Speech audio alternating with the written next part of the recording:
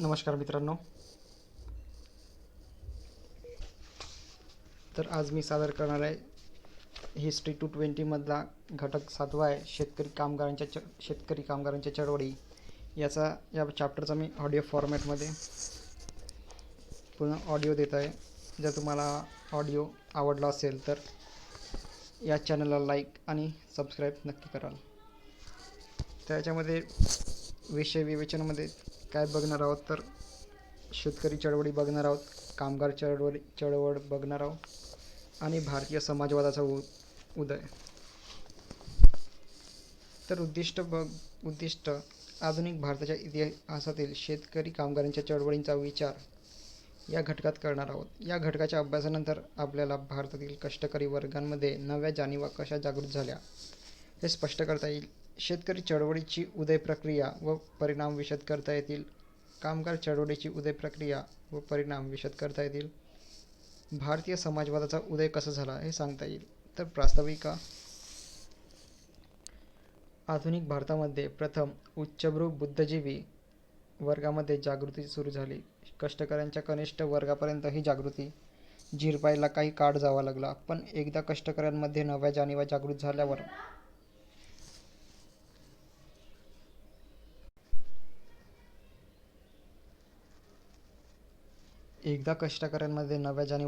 झाल्यावर भारताच्या राष्ट्रीय चळवळीला नवे व अर्थपूर्ण परिणाम प्राप्त झाले. अभिजन वर्गापुरती मर्यादित राष्ट्रीय चळवळ बहुजन समाजापर्यंत पोहोचली तेव्हा तिला जोम प्राप्त झाला. काळाच्या ओघात राष्ट्रीय स्वातंत्र्याच्या चळवळीला कष्टकऱ्यांच्या समस्यांची दखल घ्यावी लागली. मात्र ही दखल पुरेशी नसल्याने कष्टकऱ्यांच्या चळवळी स्वातंत्र्य आंदोलनाशी पूर्णपणे एकजीव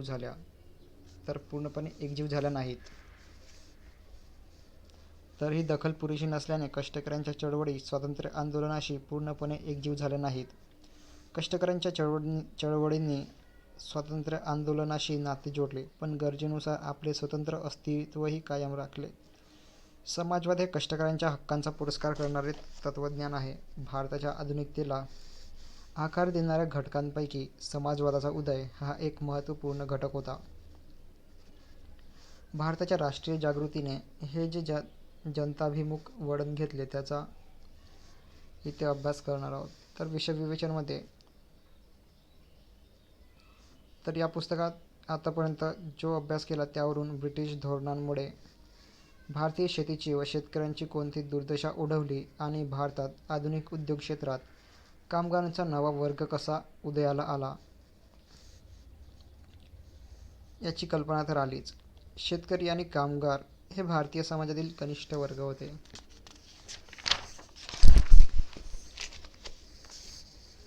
परकीय सत्ताधाऱ्यांकडून आणि स्वकीय समाजातील वरिष्ठ वर्गीयांकडून या कष्टकरी वर्गांचे जे शोषण होते त्याविरुद्धचा असंतोष हळूहळू संघटित होत गेला. या असंतोषाचा उद्रेक त्यांच्या चळवळीमधून झाला. परिणामी कष्टकऱ्यांना काही हक्कांची प्राप्ती झाली, त्यांची परिस्थिती काही प्रमाणात सुधारली आणि भारताची राष्ट्रीय चळवळ अधिक जनताभिमुख बनली. तर शेतकरी चळवळी टॉपिक आहे. शेतकरी चळवळी. ब्रिटिश कालखंडात महसुलाची पद्धत बदलली. रोख व वक्तशीर महसूल भरणा आवश्यक बनला. खेड्यांची स्वयंपूर्णता संपुष्टात आली. पारंपरिक उद्योगांचा ऱ्हास झाला. शेतीवरील भार प्रचंड वाढला. शेतीचे व्यापारीकरण झाले. या व्यापारीकरणाची कुऱ्हाड आदिवासींच्या जंगल जमिनीवर सुद्धा कोसळली. जमीनदार, वसुली अधिकारी, सावकार, दलाल यांनी हर प्रकारे शेतकऱ्यांचे शोषण करण्यास सुरुवात केली. या साऱ्या परिस्थितीविरुद्ध शेतकऱ्यांमध्ये असंतोष धुमसू लागला. 1857 पूर्वीच्या काळात शेतकऱ्यांचे काही उठाव झाले. ते मध्ये अयोध्येमध्ये 1778 ते 81, मलबार उठाव 1796 ते 1805, उत्तर अर्काटमध्ये 1801 ते 1805, त्रावणकोरमध्ये 1805 येथील उठाव किंवा उमाजी नाईक यांच्या नेतृत्वाखाली 1826 सालचे पुणे जिल्ह्यातील रामोश्यांचे बंड, 1822 ते 57 या काळातील खानदेशच्या भिलांचे उठाव, 1855 ते 56 मधील संथाळांचा उठाव यांचा उदाहरणादाखल उल्लेख करता येईल. शेतकऱ्यांचे 1857 पूर्वीचे बहुतेक उठाव हे सशस्त्र उठाव होते. 1857च्या उठावातही अनेक शेतकरी सहभागी झाले होते. 1870 ते 1897 या काळात भारतभर अनेक दुष्काळ पडले. 1870, 1896 आणि 1897 मधील दुष्काळ अतिशय तीव्र होते. त्यामुळे शेतकऱ्यांच्या दैन्यात भर पडली. 19व्या शतकाच्या उत्तरार्धात देशभर शेतकऱ्यांचे अनेक उठाव झाले. महाराष्ट्रात महात्मा ज्योतिबा फुले आणि त्यांचा सत्यशोधक समाज यांनी शेतकऱ्यांचा कैवार घेतला. शेतकऱ्याचा आसूड, गुलामगिरी इत्यादी ग्रंथांमधून शेतकऱ्यांच्या दैन्याची व शोषणाची रोखठोक कारणमीमांसा फुल्यांनी केली. सत्यशोधक समाजाच्या दीनबंधू या मुखपत्राने शेतकऱ्यांच्या गाऱ्हाण्यांचा वाचा फोडली. दीनबंधू चे संपादक कृष्णराव भालेकर यांनी पोवाड्यांमधून दरिद्री व दुष्काळग्रस्त शेतकऱ्यांच्या दैन्याचे चित्र रेखाटले. 1873 साली पुण्याच्या सार्वजनिक सभेने महाराष्ट्राच्या विविध जिल्ह्यांमधील शेतकऱ्यांच्या आर्थिक स्थितीची पाहणी केली. 1876 ते 77च्या दुष्काळात सार्वजनिक सभेने शेतकऱ्यांना सहाय्य केले आणि त्यांची गाऱ्हाणी सरकारपुढे ठेवली आणि दाद लावण्याचे काम केले. शेतकऱ्यांतर्फे सरकारकडे दाद मागण्याची चळवळ भारतात प्रथम सार्वजनिक सभेने केली. दख्खन दंगे म्हणून ओळखला जाणारा उठाव महाराष्ट्रात 1875 मध्ये सुरू झाला. अमेरिकेतील यादवी युद्धाच्या समाप्तीनंतर कापसाच्या किमतीची घसरण झाली आणि त्याची झळ शेतकऱ्यांना बसली. दुष्काळातही ब्रिटिश अधिकारी कडक सारा वसुली करत असत. शेतकऱ्यांच्या अज्ञानाचा व असहायतेचा फायदा घेऊन सावकार त्यांना लुबाडत असत. केवळ पुणे जिल्ह्यातच 1868 ते 1873 पर्यंत 6 वर्षात जप्तीचे अर्ज 12,000 पासून 28,000 पर्यंत वाढले. अशा परिस्थितीत पुणे, नगर, सातारा, सोलापूर या जिल्ह्यांमध्ये शेतकऱ्यांनी सावकारांकडे मोहरा वळवला. आंदोलनाला हिंसक वळणही लागले. सावकारांच्या घरांवर हल्ले झाले. कर्जरोखे व दस्तऐवज जाळून टाकणे असे मार्ग संतप्त शेतकऱ्यांनी अवलंबले. अखेर शेतकऱ्यांना थोडा दिलासा देण्यासाठी सरकारने 1879 मध्ये Deccan ॲग्रिकल्चरिस्ट relief act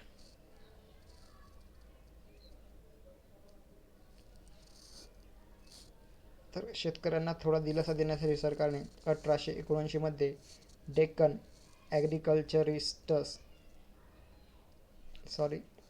ॲग्रिकल्चरिस्ट relief act, त्यालाच मराठीमध्ये म्हणतात दख्खन शेतकरी सहाय्य कायदा, तर त्यांनी दख्खन शेतकरी सहाय्य कायदा केला. दुष्काळग्रस्त वातावरणाच्या पार्श्वभूमीवर वासुदेव बळवंत फडके यांनी 1879 मध्ये रामोशांचा उठाव घडवून आणला. 1859 ते 60 मध्ये बंगाल प्रांतात निळीचा उठाव घडून आला. निळीचे युरोपीय मडेवाले शेतकऱ्यांवर नीळ पिकवण्याची सक्ती करत असत. मडेवाले व जमीनदार शेतकऱ्यांना व मजुरांना हर प्रकारे लुबाडत असत. पण अखेर शेतकऱ्यांनी त्यांच्यावरील अन्यायाविरुद्ध आवाज उठवला. हेमचंद्रकार, दिगंबर विश्वास, विष्णू विश्वास यांनी या उठावात महत्त्वाची भूमिका बजावली. निळीच्या उठावाचा प्रभाव लक्षात घेऊन 1860 मध्ये सरकारने असा फतवा काढला की रयतेवर नीळ पिकवण्याची सक्ती करण्यात येणार नाही आणि सर्व तंटे-बखेडे कायदेशीर मार्गाने सोडवण्यात येतील. तत्कालीन संघर्षाचे पडसाद साहित्यात कसे उमटत होते याचे उत्तम उदाहरण म्हणजे नीलदर्पण हे नाटक होय. तर या नीलदर्पण नाटकामध्ये दाखवलेलं आहे निळीचा उठाव वगैरे. दीनबंधू मित्र यांच्या 1860 मध्ये प्रसिद्ध झालेल्या या नाटकात निळीच्या मडेवाल्यांच्या अत्याचारांविरुद्ध आवाज उठवण्यात आला. बिहारमधील दरभंगा व चंपारणच्या किसानांचा, पूर्व बंगालमधील कुळांचा, मलबारमधील मोपल्यांचा, आसाममधील शेतकऱ्यांचा असे काही उठावही उग्र स्वरूपाचे होते. 19व्या शतकाच्या अखेरीला पंजाबातील शेतकऱ्यांनी सरकारविरुद्ध उठाव केला. परिस्थिती निवडावी व शेतकऱ्यांच्या जमिनी सावकारांनी बळकावण्याला आळा बसावा म्हणून सरकारने द पंजाब लँड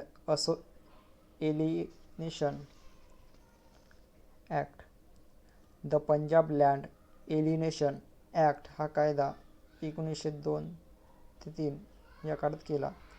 पुढे अशाच तरतुदी बुंदेलखंड व मध्य प्रांतासाठी करण्यात आल्या. ब्रिटिशांच्या रयतवारी पद्धतीमुळे जमीनधारक शेतकऱ्यांचा वर्ग निर्माण झाला.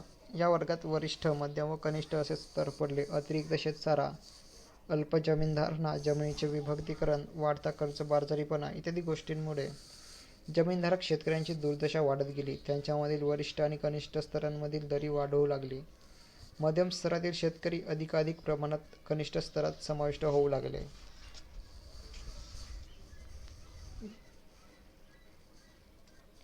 तरी इम्पॉर्टंट म्हणून इथं ब्रॅकेटमध्ये दिलं आहे. जमीनदारी पद्धतीखालील कुळांच्या तुलनेने रयतवारी पद्धतीमधील जमीनधारकांमध्ये राष्ट्रीय जागृती लवकर घडून आली. कारण जमीनदारी पद्धतीत सरकार व कुळे यांच्यात जमीनदार हे मध्यस्थ होते. खंड देण्यावरून कुळांचे जमीनदारांशी संबंध व संघर्ष येत असत. त्यांचा असंतोष प्रामुख्याने स्वदेशी समाजातील जमीनदार सावकार वर्गावरच केंद्रित झाला होता. याउलट रयतवारी पद्धतीतील जमीनधारक शेतकऱ्यांचा थेट सरकारशी संबंध येत असे. त्यामुळे त्यांच्यात परकीय सरकारविरुद्धचा असंतोष लवकर जागृत झाला. तर हा होता इम्पॉर्टंट. तर मध्यम स्तरातील शेतकरी अधिकाधिक प्रमाणात कनिष्ठ स्तरात समाविष्ट होऊ लागले. भारताच्या राष्ट्रीय चळवळीचे नेतृत्व राष्ट्रीय सभेकडे होते.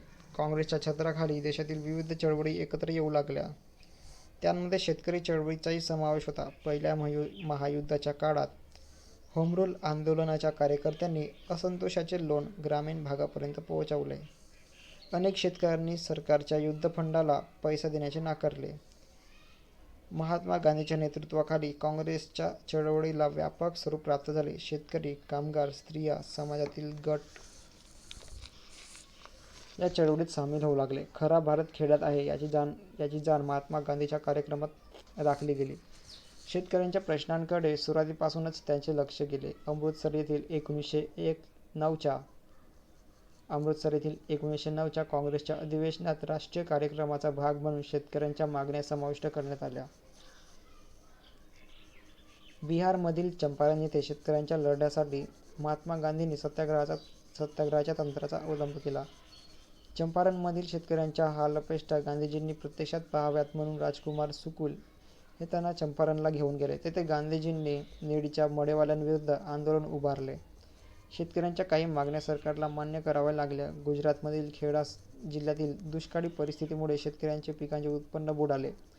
तरीही सरकारी अधिकाऱ्यांनी कडक महसूल आकारणीला सुरुवात केली. तेव्हा गांधीजींनी खेडा जिल्ह्यातील शेतकऱ्यांची साराबंदीची चळवळ घडवून आणली. ती चळवळ होती 1919 मधली. वल्लभभाई पटेल, इंदुलाल पारीख, ना. म. जोशी हे काँग्रेस नेतेही खेडा सत्याग्रहात सामील झाले. सरकारी दडपशाहीपुढे शेतकरी नमले नाहीत. अखेर त्यांच्या मागण्या मान्य झाल्या. अयोध्येतील कुळांना जमीनदार लुबाडत असत. बाबा रामचंद्र यांनी अयोध्येच्या शेतकऱ्यांचा लढा उभारला. बाबा रामचंद्र हे मूळचे महाराष्ट्रमधले. मजूर भरतीद्वारे जे फिजीला जाऊन आले आणि 1909 पासून उत्तर प्रदेशात मध्ये स्थायिक झाले. अयोध्येच्या शेतकऱ्यांच्या प्रश्नाकडे गांधींचे लक्ष वेधण्यासाठी त्यांनी अलाहाबादला 500 शेतकऱ्यांचा मोर्चा नेला. बाबा रामचंद्राच्या नेतृत्वाखालील शेतकऱ्यांचा उठाव सरकारने दडपून टाकला. त्यातून जी असंतोषाची लाट उसळली त्यामुळे सरकारला 1922 मध्ये अवध टेनन्सी ॲक्ट संमत करावा लागला. 1922 मध्ये अवध टेनन्सी ॲक्ट संमत करावा लागला. हे झालं. या चळवळीमुळे पंडित नेहरूंना शेतकऱ्यांच्या हलाखीचे प्रत्यक्ष दर्शन झाले. सीतापूर, रायबरेली या भागात पुन्हा शेतकरी आंदोलने झाली. 1921 मध्ये कर्नाटकातील गुंटूर जिल्ह्यातील शेतकऱ्यांनी आंदोलन केले. केरळमधील मलबार जिल्ह्यात मोपल्यांचे बंड. मोपले हे मुस्लिम कुळे व शेतकरी होते. हिंदू जमीनदारांकडून त्यांची फसवणूक होत असे. असुरक्षितता, जबरखंड व बेकायदा देणी यांबद्दल मोपल्यांच्या तक्रारी होत्या. असहकार व खिलाफत चळवळीचा भाग म्हणून मोपल्यांचे आंदोलन सुरू झाले. पण पुढे त्याला हिंसक व जातीय वळण लागले. सरकारने हे बंड काढले. याच सुमारास आंध्रमध्ये ब्रिटिशांच्या जंगलविषयक कायद्यामुळे पोडलेल्या नरसीपट्टम तालुक्यातील वन्य टोळीवाल्यांचे आंदोलन अल्लरी अल्लुरी सीताराम राजू यांनी उभारले. तर टोळीवाल्यांचे आंदोलन अल्लुरी सीताराम राजू यांनी उभारले. ते गांधीजींच्या असहकार आंदोलनाने प्रभावित झाले होते. पण राजूंच्या आंदोलनानेही हिंसक वळण घेतले व ते आंदोलन सरकारने दडपून टाकले. 1919 ते 21 या काळात महाराष्ट्रातील सातारा जिल्ह्यातील शेतकऱ्यांनी जमीन मालकांविरोधात आंदोलन केले. या आंदोलनावर सत्यशोधकी विचारांचा प्रभाव होता. 1920 ते 21 मधील मुळशी सत्याग्रह प्रसिद्ध आहे. पुणे जिल्ह्यातील मुळशीच्या परिसरात वीज निर्मितीसाठी धरणाची योजना टाटा वीज कंपनीने आखली. 24 गावातील जमीन धरणाखाली बुडणार होत्या. तर 54 गावांतील जमिनी धरणाखाली बुडणार होत्या. त्यांना मिळणारी नुकसान भरपाई त्यांच्या कर्जफेडी इतकी सुद्धा पुरेशी नव्हती. या अन्यायाविरुद्ध सत्याग्रही आंदोलन उभारण्यात आले. सेनापती बापट हे या लढ्याचे नेते होते. या लढ्यामुळे धरणग्रस्त शेतकऱ्यांची जमीन वाचू शकली नाही, पण त्यांना अधिक नुकसान भरपाई मिळाली. 1926 ते 27 पासून बंगाल, उत्तर प्रदेश, पंजाब, आंध्र या प्रदेशांमध्ये किसान सभा व अन्य संघटना स्थापन झाल्या. पंडित मोतीलाल नेहरूंच्या अध्यक्षतेखाली सर्वपक्षीय परिषदेपुढे किसान सभांच्या मागण्यांचे निवेदन मांडण्यात आले. 1928 ते 29 मध्ये गुजरातमधील सुरत जिल्ह्यात झालेली बारडोली सत्याग्रह विशेष प्रसिद्ध आहे. अन्याय-सारावाढीविरुद्धच्या या सत्याग्रहात विविध स्तरांमधील शेतकरी एकत्र आले. या सत्याग्रहाचे नेतृत्व सरदार वल्लभभाई पटेल यांनी केले. या आंदोलनाचा जोर लक्षात घेऊन सरकारला सत्याग्रहींशी तडजोड करणे भाग पडले. 1929 मधील जागतिक आर्थिक मंदीची झळ भारतीय शेतकऱ्यांनाही बसली. धान्याचे भाव कोसळले, पण महसूल मात्र कमी झाला नाही. या पार्श्वभूमीवर उत्तर प्रदेश, गुजरात, आंध्र, कर्नाटक या प्रांतांमध्ये तसेच महाराष्ट्रातील पुणे, अहमदनगर, सातारा येथे सत्याग्रह झाले. अयोध्येच्या सत्याग्रहाचे नेतृत्व पंडित नेहरू यांनी केले. सरकारच्या जंगल कायद्याविरुद्ध 1930 मध्ये सातारा, अहमदनगर, नाशिक, खान्देश, मध्य प्रांत या विभागांमध्ये कायदेभंगाचे आंदोलन झाले. इथे ब्रॅकेटमध्ये दिला आहे ते वाचून दाखवतो. गांधींच्या नेतृत्वाखाली राष्ट्रीय सभेच्या लढ्यात समाजातील उच्च-नीच वर्गाच्या सलोख्याला व समन्वयाला महत्त्व देण्यात आले. जमीनदार, सावकार, छोटे जमीनधारक, कुढे, शेतमजूर या सर्वांनी एकोप्याने ब्रिटिशांशी लढण्यावर भर देण्यात आला. साहजिकच कनिष्ठ स्तरातील शेतकऱ्यांवर वरिष्ठ वर्गीयांकडून होणाऱ्या अन्यायाविरुद्ध पुरेशी दाद मागू शकत नव्हती. स्वामी सहजानंद, इंदुलाल याज्ञिक, प्रा. एन. जी. रंगा शेतकरी नेते काँग्रेसच्या नेतृत्वावर याबाबतीत टीका करत असत. 1937 मध्ये झालेल्या निवडणुकांत काँग्रेसला जे यश मिळाले त्याला शेतकऱ्यांचा पाठिंबा उपयुक्त ठरला होता. पण 1937 मध्ये सत्तेवर आलेली काँग्रेसची प्रांतिक सरकारे शेतकऱ्यांची पुरेशी अपेक्षापूर्ती करू शकली नाहीत. या पार्श्वभूमीवर शेतकरी चळवळींवरील डाव्या पक्षांचा प्रभाव वाढला. किसान सभांच्या चळवळींना अधिक जोम प्राप्त झाला.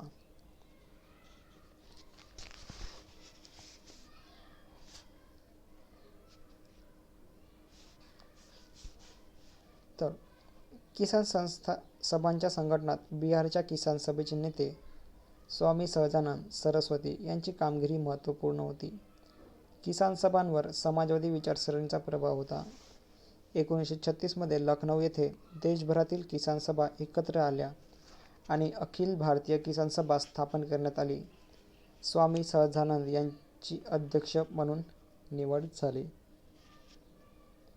या अधिवेशनाला पंडित जवाहरलाल नेहरूंनी शुभेच्छा दिल्या. राम मनोहर लोहिया, सोहन सेन जोश, इंदुलाल याज्ञिक, जयप्रकाश नारायण, मोहनलाल गौतम, कमल सरकार, सुदीन प्रामाणिक, अहमद दीन हे नेते अधिवेशनाला उपस्थित होते. किसान सभेचा जाहीरनामा तयार करण्यात येऊन त्यात किसानांच्या हक्कांचा जोरदार पुरस्कार करण्यात आला. 1936 मध्ये काँग्रेसच्या अधिवेशनाला जोडूनच महाराष्ट्रातील फैजपूर येथे अखिल भारतीय किसान सभेचे दुसरे अधिवेशन भरवण्यात आले.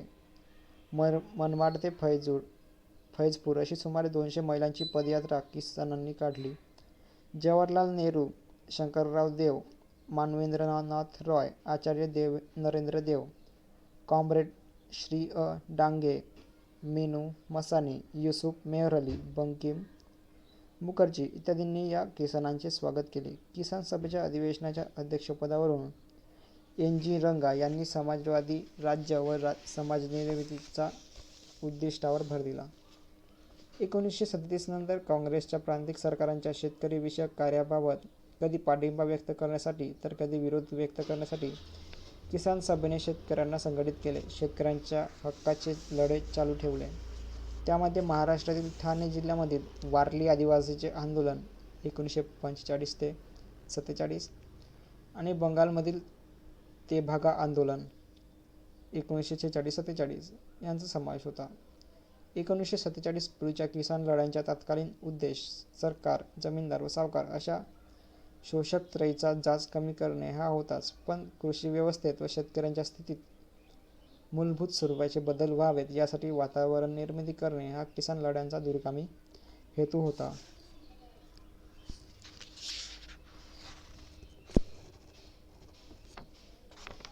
तर पुढचा टॉपिक आहे कामगार चळवळी.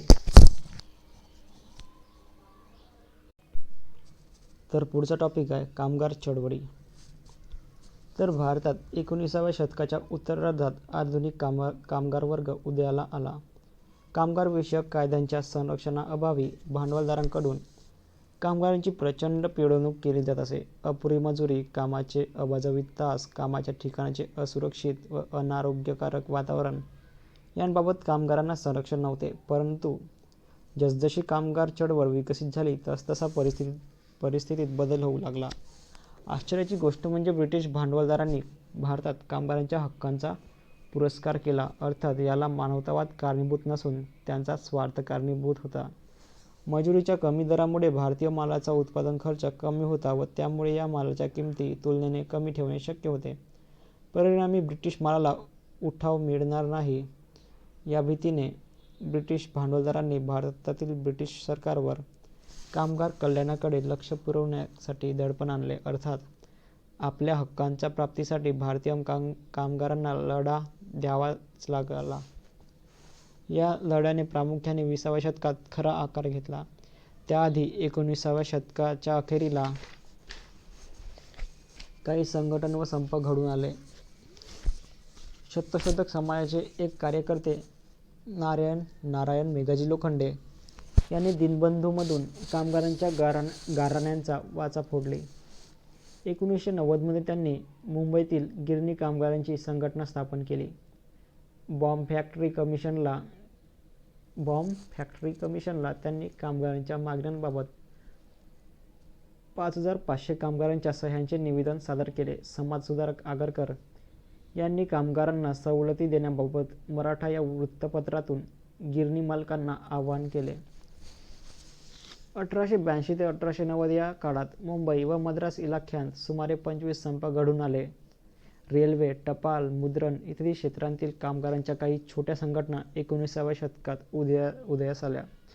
पण एकंदरीत 1918 पूर्वीचे कामगार चळवळीत जाणीवपूर्वकता व जोश कमी होता. याला अपवाद असलेली एक घटना म्हणजे 1908 मध्ये लोकमान्य टिळकांना अटक झाल्यावर मुंबईच्या कामगारांनी उत्स्फूर्तपणे केलेला संप. भारतातील वाढत्या राजकीय जागृतीचे चिन्ह म्हणून रशियाचा साम्यवादी नेता लेनिन यांनी या घटनेचे स्वागत केले. पुढील काही घटक भारतीय कामगार चळवळीच्या विकासाला उपकारक ठरले आणि हा इम्पॉर्टंट क्वेश्चन आहे. तर प्रश्न आहे, भारतीय कामगार चळवळीच्या विकासाला कोणते घटक कारणीभूत ठरले?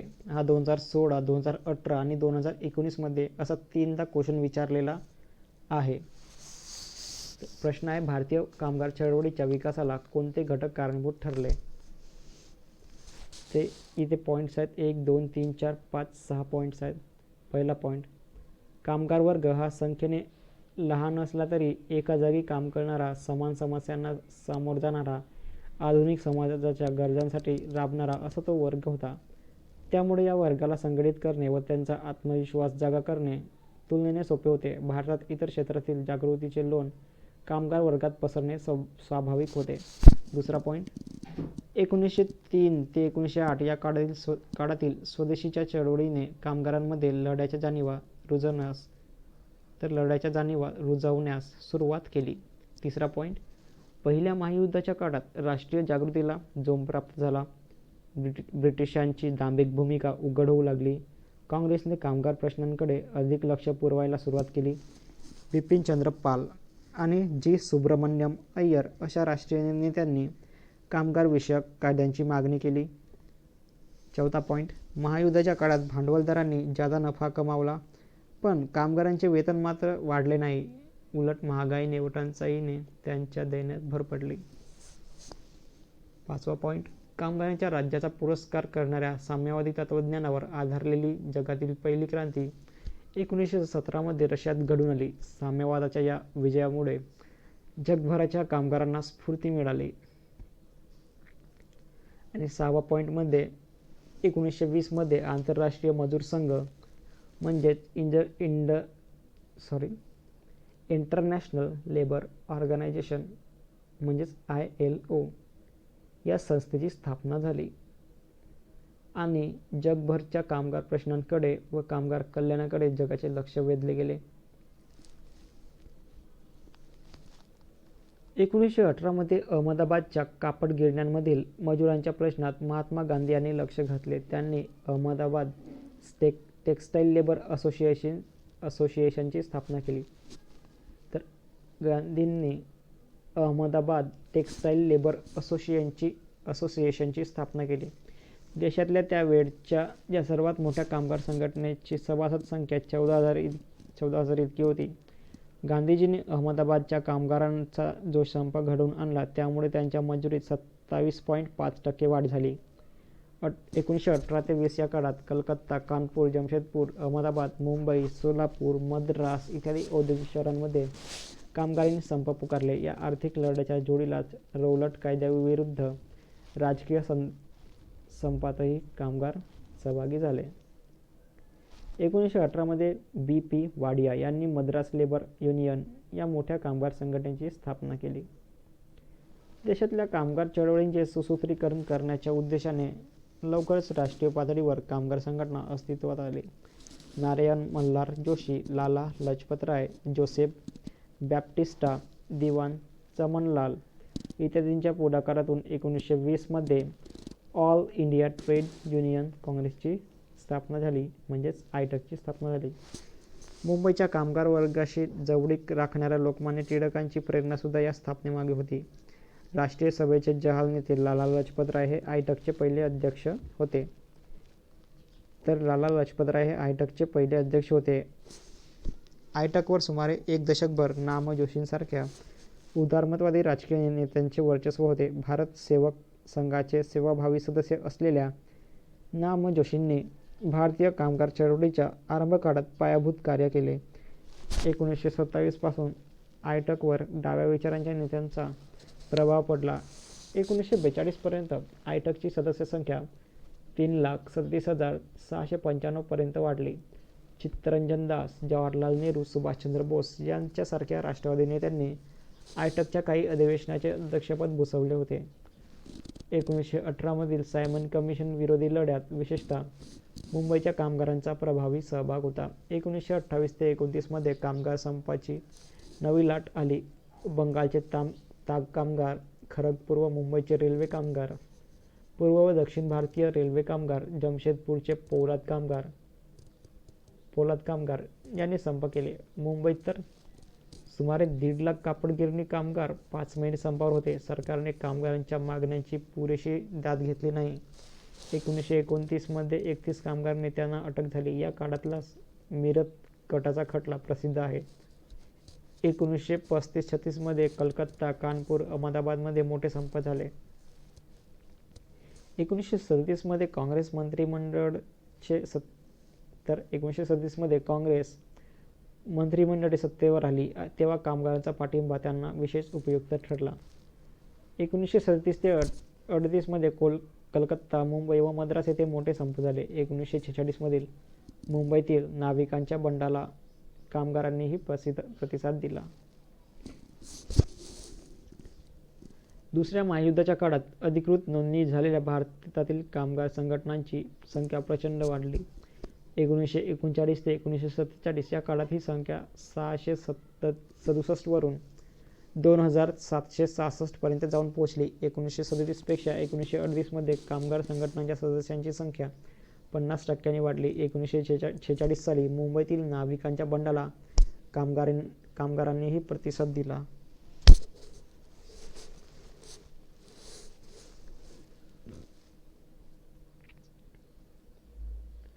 तर कामगार चळवळीमुळे कामगारांचे हक्क मान्य होऊ लागले आणि त्यांच्या परिस्थितीत सुधारणा घडून आली. 1908 मध्ये फॅक्टरी कमिशनची स्थापना करण्यात आली होती. 1911 मधील इंडियन फॅक्टरी ॲक्टनुसार पुरुष कामगारांचे प्रतिदिन कामाचे तास 12 तर स्त्रिया व बाल कामगार यांचे अनुक्रमे 11 व 7 इतके निश्चित करण्यात आले. अर्ध्या तासाच्या मधल्या सुट्टीचा नियम करण्यात आला. कामगारांच्या आरोग्य व सुरक्षिततेविषयी तर कामगारांच्या आरोग्य व सुरक्षेसाठी काही तरतुदी करण्यात आल्या. 1922 मधील इंडियन फॅक्टरी ॲक्टनुसार कामगारांचे कामाचे तास आणखी कमी करण्यात आले. पुरुष कामगारांसाठी कार्यतासाची मर्यादा 12वरून 10 पर्यंत आली तर 10 पर्यंत खाली आणण्यात आली. 1923 मधील इंडियन माइन्स ॲक्ट नुसार खाण कामगारांच्या कार्यतासांवर निश्चित मर्यादा घालण्यात आली. 1923 च्या वर्क मंस कॉम्पन्सेशन तर 1923 च्या वर्कमेन्स कॉम्पन्सेशन ॲक्टनुसार सुरक्षेबाबत आणि अपघातांच्या नुकसान भरपाईबाबत नियम आखण्यात आले. 1926 च्या इंडियन ट्रेड युनियन ॲक्टनुसार भारतातील कामगार संघटनांचा कायदेशीर मान्यता मिळू लागली.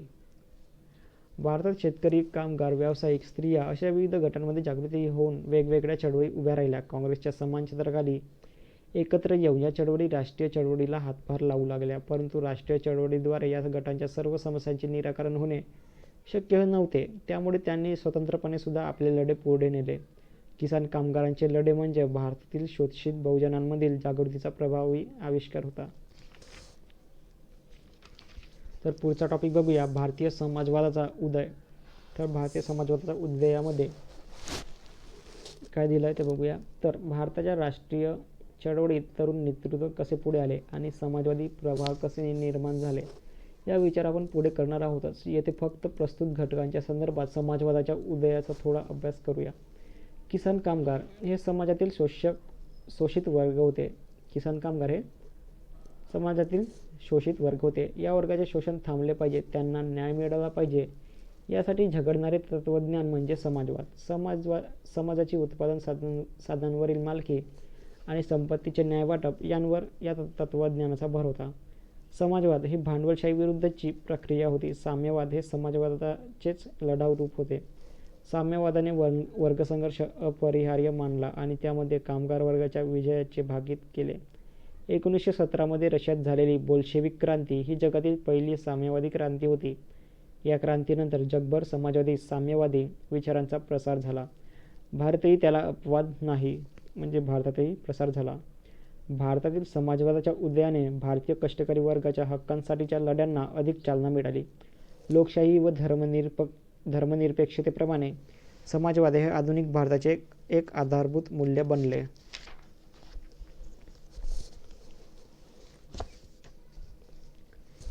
एकोणीसशे 17च्या रशियन क्रांतीने भारतीय युवकांना आकर्षित केले. भारतातील एक क्रांतिकारी नेते मानवेंद्रनाथ रॉय हे साम्यवादाच्या प्रभावाखाली आले. आंतरराष्ट्रीय साम्यवादाच्या चळवळीत त्यांनी महत्त्वाची भूमिका पार पाडली. 1920 च्या ऑक्टोबरमध्ये रॉय आणि त्यांच्या सहकाऱ्यांनी रशियात ताश्कंद येथे कम्युनिस्ट पार्टी ऑफ इंडिया या पक्षाची स्थापना केली. कम्युनिस्ट पार्टी ऑफ इंडिया या सुमारास भारतात काही समाजवादी व साम्यवादी गट स्वतंत्रपणे कार्य करत होते. मुंबईमध्ये श्रीपाद अमृत डांगे यांनी 1924 मध्ये द सोशॅलिस्ट नावाचे नियतकालिक सुरू केले. असेच कार्य बंगालमध्ये मुझफ्फर अहमद व नझरुल इस्लाम, पंजाबात गुलाम हुसेन, मद्रासमध्ये प्राध्यापक सिग्रावेलू हे करत होते. भारतातील साम्यवादी गटांनी एकत्र येऊन कानपूर येथे 1925 च्या डिसेंबरमध्ये कम्युनिस्ट पार्टी ऑफ इंडिया या पक्षाची स्थापना केली, म्हणजेच CPI.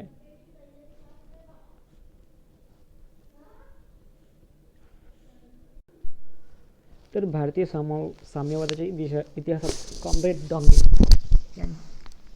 डांगे यांची कामगिरी अतिशय मोलाची होती. V S Ghate, K N Joglekar, Mirajkar, Muzaffar Ahmad, P C Joshi हे साम्यवादी पक्षाच्या उदयकाळातील आणखी काही नेते. साम्यवादी पक्षाने किसान कामगारांच्या लढ्याला महत्त्व दिले.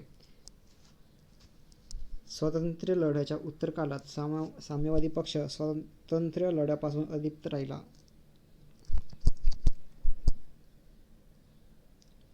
राष्ट्रीय चळवळीतील नेत्यांवर समाजवादी विचारांचा प्रभाव पडू लागला होता. चंद्रशेखर आझाद आणि भगतसिंग यांच्यासारखे जालवादी क्रांतिकारकसुद्धा समाजवादाने प्रभावित झाले होते. त्यामुळे त्यांनी आपल्या हिंदुस्थान रिपब्लिकन असोसिएशनचे नाव हिंदुस्थान सोशॅलिस्ट रिपब्लिकन असोसिएशन असे बदलले. अखेरच्या पत्रामध्ये एका पत्रात भगतसिंगांनी लिहिले होते, आता केवळ राजकीय जोखडातून नव्हे तर जमीनदार व भांडवलदारांच्या जोखडातूनही शेतकऱ्यांनी आपली सुटका करून घेतली पाहिजे. 1930 नंतरच्या दशकात काँग्रेस अंतर्गत समाजवादी गट निर्माण झाला. जवाहरलाल नेहरू व सुभाषचंद्र बोस या तरुण नेत्यांवर समाजवादाचा प्रभाव पडला. 1929च्या लाहोर काँग्रेस अध्यक्षपदावरून बोलताना पंडित नेहरू म्हणाले, मी समाजवादी आणि प्रजासत्ताकवादी आहे. राजवाड्यांवर किंवा उद्योगधंद्यांमध्ये नवे राज्य निर्माण करणाऱ्या व्यवस्थेवर माझा विश्वास नाही. या नव्या राजांची तर लोकांच्या जीवनावर व भवितव्यावर पूर्वीच्या राज्यापेक्षाही अधिक श्रद्धा चालते आणि पूर्वीच्या सरंजामदारांप्रमाणेच त्याच्या पद्धतीही तितक्याच लुटारू आहेत. 1936च्या लखनौ काँग्रेसच्या अध्यक्षपदावरून बोलताना पंडित नेहरू म्हणाले, जागतिक आणि भारतीय प्रश्नांच्या सोडवणुकीची गुरुकिल्ली समाजवादातच आहे. याबद्दल माझी खात्री पटली आहे. नेहरूंनी लोकशाही समाजवाद भारतात रुजवला. 1934मध्ये काँग्रेसमधील काही समाजवादी नेत्यांनी एकत्र येऊन काँग्रेस सोशलिस्ट पार्टी या गटाची स्थापना केली. आचार्य नरेंद्र देव आणि जयप्रकाश नारायण हे या गटाचे दोन महत्त्वपूर्ण नेते होते. काँग्रेस समाजवादी पक्षात अच्युतराव पटवर्धन, युसूफ मेहरअली, कमलादेवी चट्टोपाध्याय, एस एम जोशी, नागा गोरे, अशोक मेहता, राम मनोहर लोहिया इत्यादी नेत्यांचा समावेश होता. या गटाने श्रमिक शक्ती संघटित करण्यावर आणि श्रमिकांच्या हक्कपूर्तीवर भर दिला. 42च्या छोडो भारत आंदोलनात समाजवादी नेत्यांची महत्त्वपूर्ण भूमिका बजावली. काँग्रेस अंतर्गत काम करणारा समाजवादी गट स्वातंत्र्यप्राप्तीच्या सुमारास मात्र काँग्रेसपासून अलग बनला.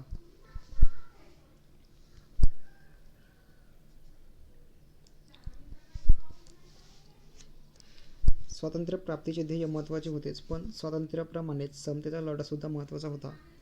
केवळ राजकीय स्वातंत्र्य महत्त्वाचे नसते, स्वातंत्र्याचा आर्थिक सामाजिक आशयसुद्धा महत्त्वाचा असतो. या दृष्टीने भारतातील समाजवादी साम्यवादी गटांनी बजावलेली कामगिरी उल्लेखनीय होती. स्वातंत्र्याचा लढा संपला, पण समतेचा लढा चालूच राहिला. या लढ्यालाही आधुनिक भारताच्या इतिहासात महत्त्वाचे स्थान आहे.